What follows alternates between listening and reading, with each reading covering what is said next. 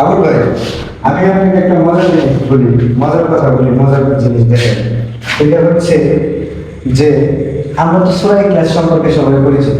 আমরা মুসলমানরা আমরা সবাই আল্লাহ তাআলার পরিচয় জানতে গেলে আমরা কোরআনের ভিতরে সূরা ইখলাস পড়লেই আমরা 4 লাইনে সূরাটা পড়তে পারি, আমরা আল্লাহ সম্পর্কে জানতে পারি।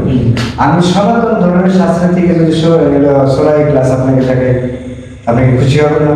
হ্যাঁ, অবশ্যই খুশি হব ইনশাআল্লাহ। দেখেন, ছন্দোবীয় উপনিষদ অধ্যায় 6 অনুচ্ছেদ 2 পরিচ্ছেদ 1 একম এবিদ্বিতীয়।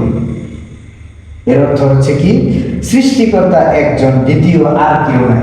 আমরা সূরা পড়ি না যে সূরা ইখলাস, কুল হুয়াল্লাহু আহাদ, আল্লাহ এক এবং অদ্বিতীয়।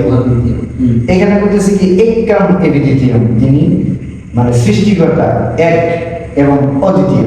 Right right. এন্ড দেন শ্বেতাসূত্র উপনিষদে বলতেছে অধ্যায় 6 অনুচ্ছেদ 9 মহান স্রষ্টার কোনো বাবা মা নেই, না তাস্তে কাশি জানিতে না চাঁদিপা। তিনি কাউকে জন্ম দেন নাই, তিনি কারো থেকে জন্ম নেন নাই। লাম ইয়ালিদ ওয়া লাম ইউলাদ। মিলছে? হুবহু? আচ্ছা, রাইট। আচ্ছা, শ্বেতাসূত্র উপনিষদ অধ্যায় 4 অনুচ্ছেদ 19 যজুর্বেদ অধ্যায় 32 অনুচ্ছেদ 3 নাতাস্তে প্রতিমা আসতে, তার মতো আর কিছুই নাই, তার কোনো আকার আকৃতি নাই। ওয়ালাম ইয়াকুল্লাহু কুফুয়ান আহাদ। আপনি 4টা সূরা ইখলাস পাইছেন? তাহলে তাদের শাস্ত্রের কিতাবের মধ্যে যদি বলে থাকে যে ভগবান একজন, সৃষ্টিকর্তা একজন, তার কোনো আকার আকৃতি নাই, ছবি নাই, তাহলে পরে তারা মূর্তি পূজা কোথায় দেবে?